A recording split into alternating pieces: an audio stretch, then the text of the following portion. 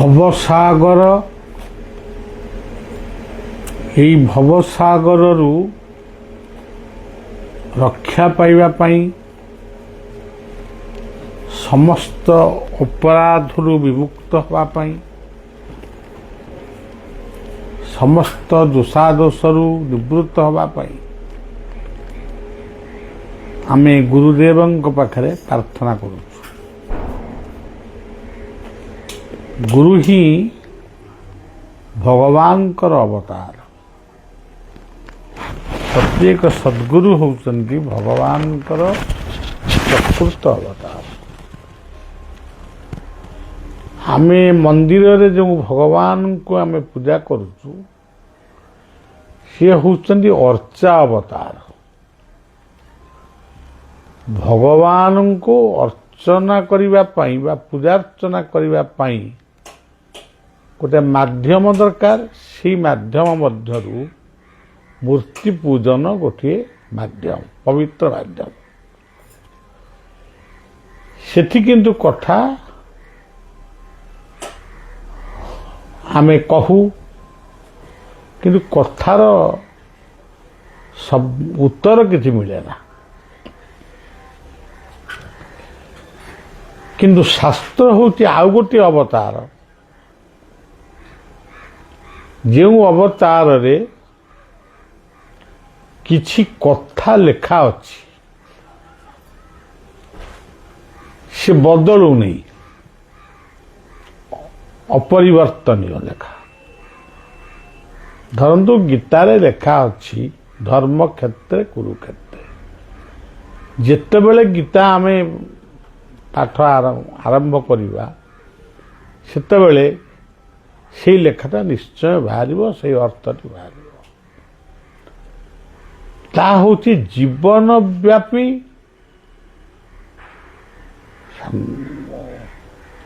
ଅବତାର ନୁହନ୍ତି, ମାନେ ଯୁଗ ଯୁଗ ଧରି ସେ ହେଉଛନ୍ତି, ଶାସ୍ତ୍ର ହେଉଛନ୍ତି ଗୋଟିଏ ସ୍ଥାୟୀ ଶାଶ୍ୱତ ଅବତାର। ମୂର୍ତ୍ତି ପୂଜା ହେଉଛି ଅର୍ଚ୍ଚା ଅବତାର। କିନ୍ତୁ ଗୁରୁଦେବ ହେଉଛନ୍ତି ଆଉ ଗୋଟିଏ ଅବତାର, ଯେଉଁ ଅବତାର କଥା କୁହେ। ତେବେ ପ୍ରଶ୍ନ ଉଠୁଛି, ସମସ୍ତେ ସଦ୍ଗୁରୁ ନୁହନ୍ତି। କିଛି ସଦ୍ଗୁରୁ ଅଛନ୍ତି ଯେଉଁମାନଙ୍କର କଥା ଯୁଗାନ୍ତକାରୀ କଥା, ଯୁଗ ଯୁଗ ଧରି ସେ କଥା ସେ କହିଯାଇଛନ୍ତି, ଲେଖା ହେଇଛି ଏବଂ ତାକୁ ଲୋକ ଆଜି ବି ପଢ଼ୁଛନ୍ତି, ତାର ବିଶ୍ଳେଷଣ କରୁଛନ୍ତି। ସେମିତି ଆଉ କିଛି ବ୍ୟକ୍ତି ଅଛନ୍ତି, ଗୁରୁ ଅଛନ୍ତି, ସେ କେବଳ ଗୁରୁ ବୋଲି ନିଜକୁ ପରିଚୟ ଦିଅନ୍ତୁ ବା ନ ଦିଅନ୍ତୁ, ଶାନ୍ତ ଶିଷ୍ଟ ଶିଷ୍ଟାଚାର ଏଇଭଳି ଧୀର ସ୍ଥିର ବ୍ୟକ୍ତି, ନିଷ୍ଠାବାନ ବ୍ୟକ୍ତି, ସେ ଆମର ପ୍ରଶ୍ନର ଉତ୍ତର କିଛି ଦିଅନ୍ତୁ ବା ନ ଦିଅନ୍ତୁ, ସେଇ ଧୀର ବ୍ୟକ୍ତିମାନଙ୍କୁ ଆମେ ସମ୍ମାନ ଦେବା, ସେ ଭଗବାନଙ୍କୁ ସମ୍ମାନ ଦେଲା ଭଳି କଥାଟି ହେବ। ଏହାପରେ କିଛି ବ୍ୟକ୍ତି ଧର୍ମ ନାମରେ, ଭଗବାନଙ୍କ ନାମରେ ମଣିଷକୁ ବିଭିନ୍ନ ଭାବରେ ବିଭିନ୍ନ ଅସୁବିଧାରୁ ରକ୍ଷା ପାଇବା ନାଁରେ ସେ କିଛି ନ ଜାଣିକରି ମଧ୍ୟ ବହୁତ କଥା କୁହନ୍ତି, ବହୁତ କାର୍ଯ୍ୟ କରନ୍ତି। ମୁଁ ପୂଜା କରିବି, ମୁଁ ବଳି ଦେବି, ମୁଁ ଡେଉଁରିଆ ଦେବି, ମୁଁ ତାବିଜ ଦେବି, ମୁଁ ଫୁଙ୍କି ଦେବି, ଏଇଭଳି ବିଭିନ୍ନ କଥା ପ୍ରଲୋଭନ ଦେଖାନ୍ତି। ତେଣୁ ଜଣେ ଗୁରୁଙ୍କୁ ଦର୍ଶନ କରିବା ପାଇଁ ଯିବା ପାଇଁ ହେଲେ ବା ଜଣଙ୍କୁ ମନରେ ଗୁରୁ ବୋଲି ଭାବିବାକୁ ହେଲେ ଟିକେ ସମୟ ଦରକାର, ଭାବପ୍ରବଣ ହେଲେ ହେବନି। ଏହାପରେ ଆଉ ଗୋଟେ ସ୍ପେଶାଲ ଭଣ୍ଡ ବାବାଜୀମାନେ ଅଛନ୍ତି, ଯେଉଁମାନେ ଜଣାପଡ଼ନ୍ତିନି ଉପରକୁ, କିନ୍ତୁ ସେମାନଙ୍କର ମନ ତଳେ, ସେମାନଙ୍କ ମନରେ, ମସ୍ତିଷ୍କରେ, ଚିନ୍ତାରେ, ଚେତନାରେ କଦର୍ଯ୍ୟ ଭାବ ରହିଛି, କଦର୍ଯ୍ୟ ଗୁଣ ରହିଛି। ତାଙ୍କର ଆଚରଣ ଭାରି ଭଲ ଦେଖାଯାଏ। ମାନେ କରାଯାଉ ଜଣେ ପ୍ରଭାତରୁ ଉଠୁଛି, ମାଳା ଗଡ଼ଉଛି, ପୁଳିଏ ମାଳା ପିନ୍ଧିଛି, ତିଲକ କରିଛି, ଗୀତା ପଢ଼ୁଛି, ସବୁ କରୁଛି, ଇଏ ସବୁ ଲୋକ ଦେଖାଣିଆ। ତାର ମନ ଭିତରେ ରହିଛି କଦର୍ଯ୍ୟ ଭାବ, ଯାହାକୁ ବର୍ଣ୍ଣନା କରି ହେବ ନାହିଁ। ଏ ସମସ୍ତ କଥାକୁ ବିଚାର କରିବାକୁ ହେଲେ ବୁଝି ବିଚାରି କର୍ମ କଲେ ପ୍ରମାଦ ନ ପଡ଼େ। ଆମେ କହୁଛୁ ଭବସାଗର, ଭଗବାନକୁ ଆମେ ପ୍ରାର୍ଥନା କରୁଛୁ, ଗୁରୁଦେବଙ୍କ ମାଧ୍ୟମରେ ଆମେ ପ୍ରାର୍ଥନା କରୁଛୁ। ଭବସାଗର ତାରଣ କାରଣ, ସେଇ ଭବସାଗରକୁ ଟିକେ ଭାବସାଗର ଭିତରକୁ ଆଣନ୍ତୁ। ଯେତେବେଳେ ଆମ ଭିତରେ ଭାବ ହିଁ ସାଗର ହେଇଯିବ, ସେତେବେଳେ ଆମର ଅଭାବ କିଛି ରହିବନି। ଭବସାଗରକୁ ଆମେ, ଭବସାଗର କହିଲେ ଗୋଟେ ମାୟା ମୋହର ସାଗର, ଅନ୍ଧବିଶ୍ୱାସର ସମାଜ, ଅନ୍ଧ ଚେତନା, ଏସବୁ ଆପେ ଆପେ ଦୂରେଇ ଯିବ। ଯେମିତି ଗୋଟେ ନିବୃତ ଘରେ, ଗୋଟେ ଅନ୍ଧକାର ଗୃହରେ ଗୋଟେ ଛୋଟ ମହମବତୀଟିଏ କି ଦୀପଟିଏ ଲଗେଇଦେଲେ ଅନ୍ଧକାରଟା ସାଙ୍ଗେ ସାଙ୍ଗେ ଦୂରେଇଯାଏ। ସେମିତି ଜ୍ଞାନ ଯେତେବେଳେ ଉଦୟ ହେବ, ଯେତେବେଳେ ଆମ ଭିତରେ ଭକ୍ତି ପ୍ରକୃତରେ ଉଦୟ ହେବ, ସେତେବେଳେ ଅଜ୍ଞାନତା ଆପେ ଆପେ ପଳାଇବ। ଜାନିସା ସର୍ବଭୂତାନାଂ ତସ୍ୟାଂ ଜାଗ୍ରତି ସଂଯମୀ, ଯସ୍ୟାଂ ଜାଗ୍ରତି ଭୂତାନି ସାନି ସା ପଶ୍ୟତେ। ଆଲୋକ ଜଳିଲେ ଅନ୍ଧାର ଆପେ ଆପେ ପଳାଇବ। ଯଦି ଆଲୋକ ନଥିବ, ଅନ୍ଧାରଟା ଆପେ ଆପେ ପ୍ରବେଶ କରିବ। ଏଇ ହେଉଛି ମୋଟାମୋଟି ଜୀବନଚର୍ଯ୍ୟାର ଏକ କଥା। ଗତକାଲି ଭଳି ସଭା ଆଜି ନାହିଁ, ଗତକାଲି ଶେଷ ହେଇଛି। କଳାହାଣ୍ଡି ଜିଲ୍ଲା ଭବାନୀପାଟଣାରେ ଆମର 4 ଦିନିଆ ଗୋଟେ କଥା ବସ୍ତୁ ସେ ଶେଷ ହେଇଛି। ଆଜି ଆମେ ଯିବା ବାଟରେ ରେଢ଼ାଖୋଲ, ଗୋଟିଏ ଓଡ଼ିଶାର ପରିବେଶ ଚମତ୍କାରପୂର୍ଣ୍ଣ ସ୍ଥାନ, ଯେଉଁଠି ନିକଟରେ ଭୀମ ଭୋଇଙ୍କର ଯେଉଁ କୂପରେ ଗଳି ପଡ଼ିଯାଇଥିଲେ, ସେ କୂପଟି ଆଜି ବି ଅଛି। ମହିମା ଅଲେଖଙ୍କର ଆଶ୍ରମଟି ମଧ୍ୟ ରହିଛି। ତେଣୁ ଏମିତି ଗୋଟେ ଜାଗାରେ ଆମେ ରେଢ଼ାଖୋଲର ଗୋଟେ ହୋଟେଲ ଭିତରେ, ନୂତନ ହୋଟେଲ ଭିତରେ ଆମେ ନୂଆ ହୋଟେଲଟି ହେଇଛି। ନିଶ୍ଚଳ ନିର୍ଜନ ଭାବରେ ଆମେ ଟିକେ ଆଜି ବିଶ୍ରାମ ନେଉଛୁ। କାରଣ କ୍ଳାନ୍ତ ହେଇପଡ଼ିଲେ ମଣିଷ ଟିକେ ଥକା ମାଇଲେ ମଣିଷ ଟିକେ ଶାନ୍ତି ଖୋଜେ। କାଲି ସକାଳୁ ଆମେ ଅନୁଗୁଳ ଆଶ୍ରମରେ ମଧ୍ୟାହ୍ନ ସମୟଟି ବିଶ୍ରାମ ନେଇ ତାପରେ ଆମେ ଠିକ୍ 4ଟା ବେଳକୁ ବାହାରିବୁ ମୁଖ୍ୟ ଆଶ୍ରମକୁ ଏବଂ ସେଠି 2-4 ଦିନ ଅବସ୍ଥାନ। ଯାହା ହଉ ଜୀବନ ସହିତ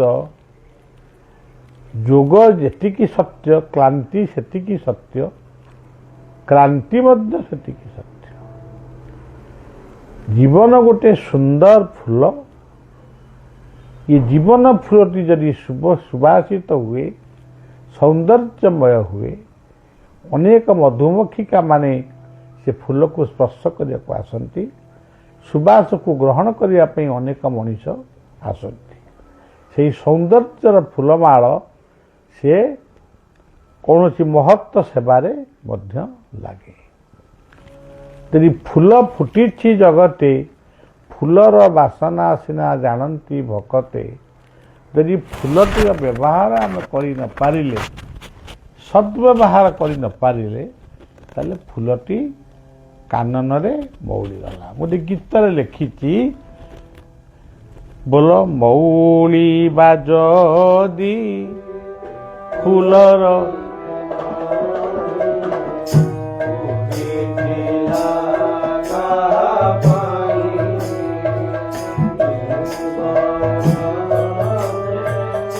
ଆସି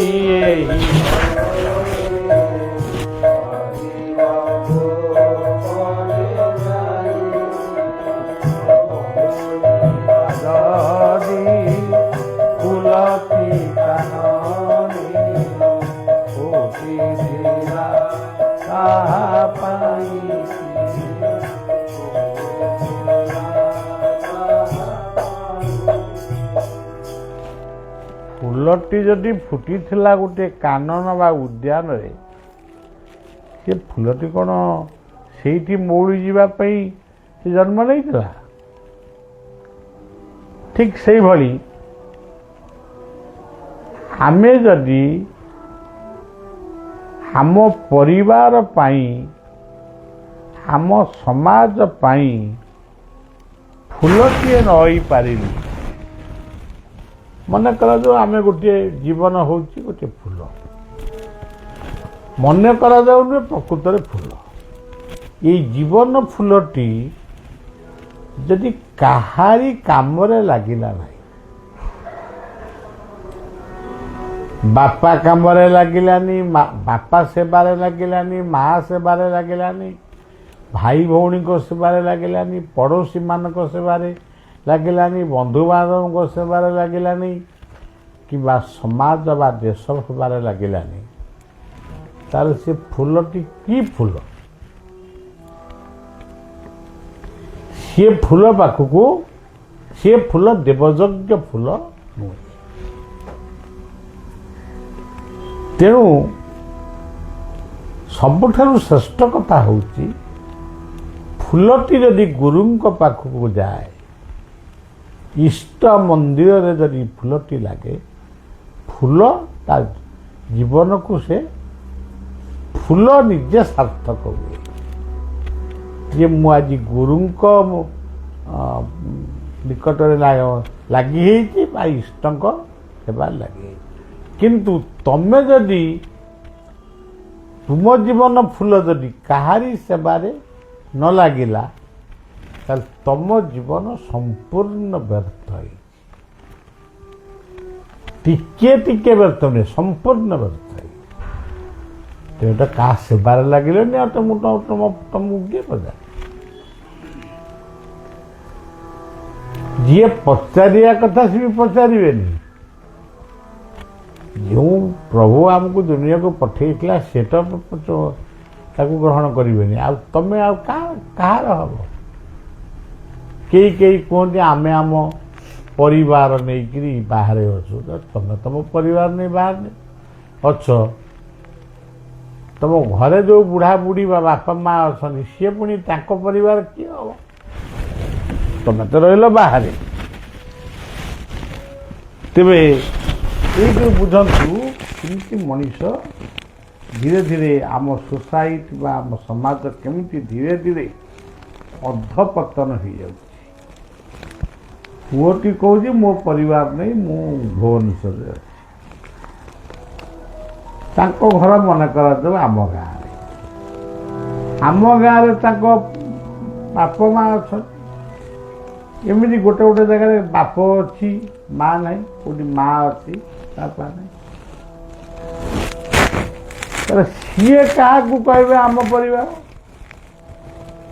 ତାଙ୍କୁ ଯଦି ପଚରାଯିବ ମା ତୋ ପରିବାରଟି କୋଉଠି ଅଛି, ଆଉ ମୋ ପରିବାର ଆଉ କିଏ ଅଛି, ମୁଁ ଏକଲା, ଆଉ ମୋ ପୁଅ ଯାଇକିରି ସିଆଡ଼େ, ମୋ ଝିଅ ସିଆଡ଼େ, ଜ୍ୱାଇଁ ସିଆଡ଼େ। ତାହେଲେ ଏଇଥିରୁ ଆପଣ ଚିନ୍ତା କରିବେ ଏଇ ଶିକ୍ଷିତ ସଭ୍ୟ ସମାଜ କେତେ ଅସଭ୍ୟ ଅଶିକ୍ଷିତ ଆଡ଼କୁ ଯାଉଛି। ସାର୍ଟିଫିକେଟରେ ଲମ୍ବା ଲମ୍ବା ଉପାଧି ରହିଲେ କ'ଣ, ଯେଉଁଠି ପାରିବାରିକ ଜୀବନ ନାହିଁ ସେଠି ଶାନ୍ତି କାହିଁ। ଶିବଙ୍କ ମନ୍ଦିରକୁ ଆମେ ଗଲେ ଆମେ ପ୍ରଥମେ ଦେଖୁ ଗୋଟିଏ ବୃଷଭ, ତାପରେ ଦେଖିଲୁ ଦିଓଟି ନନ୍ଦୀ ଭୃଙ୍ଗୀ ଉପରେ ଦୁଇଟି ଜଗୁଆଳି, ଦୁଆର ବନ୍ଧ ଅତିକ୍ରମ କରିବା ପରେ ଦେଖିଲୁ ଶିବଲିଙ୍ଗ, ତାଙ୍କରି ପାଖରେ କି ତାଙ୍କରି ନିକଟରେ ପାର୍ବତୀ, ମା ପାର୍ବତୀ ଅଛନ୍ତି। ପାର୍ବତୀଙ୍କର ବାହନ ସିଂହ, ଦେବଦେବ ମହାଦେବଙ୍କ ବାହନ ବୃଷଭ, ଗଣେଶଙ୍କର ବାହନ ମୂଷା, କାର୍ତ୍ତିକଙ୍କର ବାହନ ମୟୂର।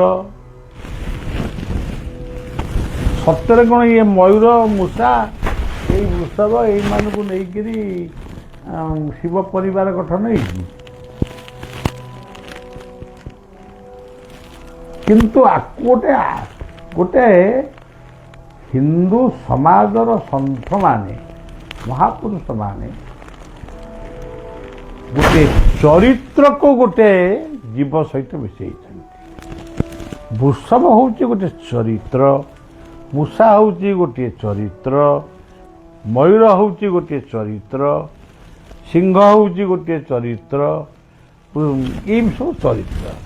ये चरित्र को कहीं जीव रूप रखागला? ये जीव रूप रखा जाइए चरित्रटा संयमित हम, सिंहटा अहंकारी, तेणु से शक्ति उपरे बसिक बुलूचंदी। तामाने प्रकृत से कौटी सिंह को लेकिन कौटी बुलूना, सिंहटा नहांती पृथ्वी आ पार्वती नहीं कौटी बुलिबे। तेणु सिंह हूँ गोटे चरित्र, जो चरित्र आमरी भितर अच्छी अहंकार चरित्र, मोठ आउ कहीं बड़ ना। मूषा हूँ गोटे चरित्र, अन्यर जिनिस को से अपहरण करे, ताकू विद्वान विद्यापति गणेश ग्रहण कर शासन करने को नहीं। मयूर हूँ गोटे सौंदर्य प्रतीक, चीर कुमार कार्तिक जे विवाह जीवन में करना देवजगत सबुठारु से सुंदर सौंदर्यर स्वाभिमान को से रक्षा कर भाव में वृषभ गोमाता को जन्म दिए। जो गोमातार जन्म हूँ केवल पर उपकार पे उद्दिष्ट, एमितिया पशुटे गृहपालित पशुटे मिलवा संभव नुहे। आज से माने हतादार, क्षीर पीबू आम, दही खाइबू आम, छेना खाइबू आम, किसी ना आमर पनीर करदे। पनीर गोटे शब्द कौन बाहर आजिकल, पनीर माने छेना, छेना कहबूनी, इंग्राजी जेहेतु टिके पढ़ीचु पनीर को आम आज पनीर पालंग है, पनीर है, ये सब पनीर फनीर एमती सब शब्द कही एते गुड़ाक कथा आम दरकार। कि गोपालन गाई रखीच घरे ना, ना सेटा आम घर ना। तेणु सज्जन सुंदर तुमरी चरणर धूल,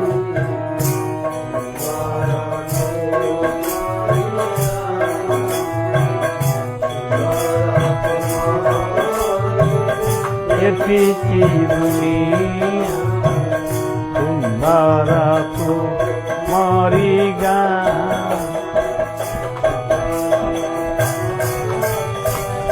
ଚରଣ ଧୂଳି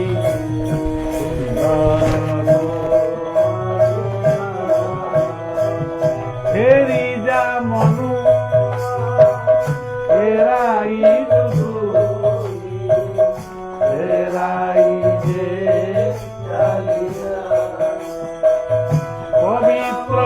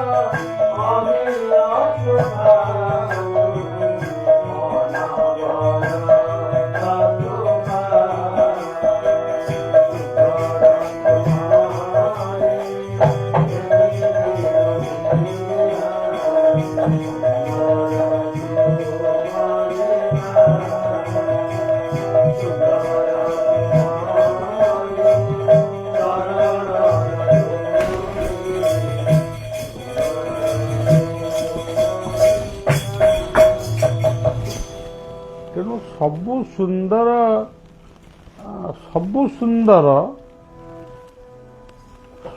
ଉପରେ ଯଦି ଗୋଟେ କଳା କଳଙ୍କ ରୂପକ କଳା ଦାଗ ଯଦି ପଶିଯାଏ ତାହେଲେ ସବୁ ସୁନ୍ଦରତା ଅସୌନ୍ଦର୍ଯ୍ୟରେ ପରିଣତ ହୁଏ।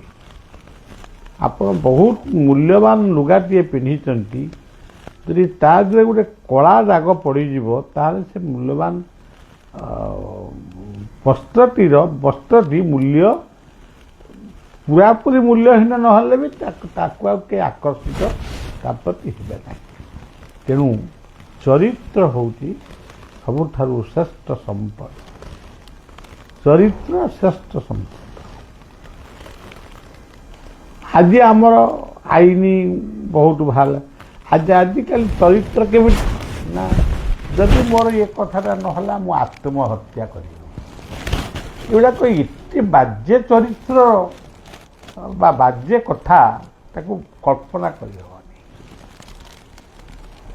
ତୁମେ ଏମିତି କ'ଣ ଚରିତ୍ର, ଏମିତି ତମର ମୁଣ୍ଡରେ ବୁଦ୍ଧି ପଶିଗଲା, କେତେ ଭାବପ୍ରବଣ ତମେ ହେଇଗଲ, ଟିକିଏ କୋଉଠି କ'ଣ ଅସୁବିଧା ହେଲା ତମେ ଆତ୍ମହତ୍ୟା କଲ। ଆଜି ଆପଣ ଟିଭି ପରଦାରେ ଦେଖୁଛନ୍ତି ଆତ୍ମହତ୍ୟା, ଗଣଧର୍ଷଣ, ବଳାତ୍କାର, ଏମିତିକି ଗୋଟେ ସାମାନ୍ୟ ବଚସାକୁ ନେଇ ତଣ୍ଟି ଚିପିକିରି ମାରି ଦେଉଛନ୍ତି। କୋଉଠି କେମିତି ମୁଣ୍ଡକୁ ମୁଣ୍ଡ ଗଣ୍ଡି ଅଲଗା କରିଦେଉଛନ୍ତି, ମୁଣ୍ଡକୁ ନେଇ ଗୋଟେ ଜାଗାରେ ଫୋପାଡ଼ି ଦେଉଛନ୍ତି, ଗଣ୍ଡିକି ନେଇ ଗୋଟେ ଜାଗାରେ ଫୋପାଡ଼ି ଦେଉଛନ୍ତି। ତେଣୁ କିଏ ନୃଶଂସ ମଣିଷ, ତୁମର ଅଧିକାର ନାହିଁ ତୁମେ କେବେ ବି ରାବଣକୁ ସମାଲୋଚନା କରିବା, କଂସକୁ ସମାଲୋଚନା କରିବା, ମହିଷାସୁରକୁ ସମାଲୋଚନା କରିବା, କାରଣ ତମେ ତାଙ୍କଠାରୁ ଆହୁରି ଭୟଙ୍କର।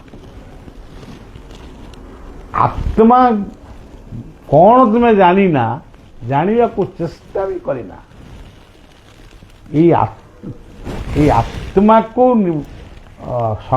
ସେଇ ଆତ୍ମାଟା ପୂଜା ପାଇବା ପାଇଁ ମାତୃ ଗର୍ଭରେ ଗୋଟେ ଶରୀରକୁ ସେ ନିଜେ ଗଠନ କଲେ, ତା ଭିତରେ ସେ ରହିଲେ। ତୁମେ ଜାଣି ଶୁଣିକିରି ଆତ୍ମହତ୍ୟା କରୁଛ। କାହିଁକି ଆତ୍ମହତ୍ୟା କଲ? କାହିଁକି ଆତ୍ମହତ୍ୟା କଲ? ଇଏ ଗଲା ଗୋଟିଏ କଥା। କାହିଁକି ମଦ୍ୟ ପିଇଲ? କୋଉଥିପାଇଁ ପିଇଲ? ତମ ପାଖରେ କ୍ଷୀର ନଥିଲା?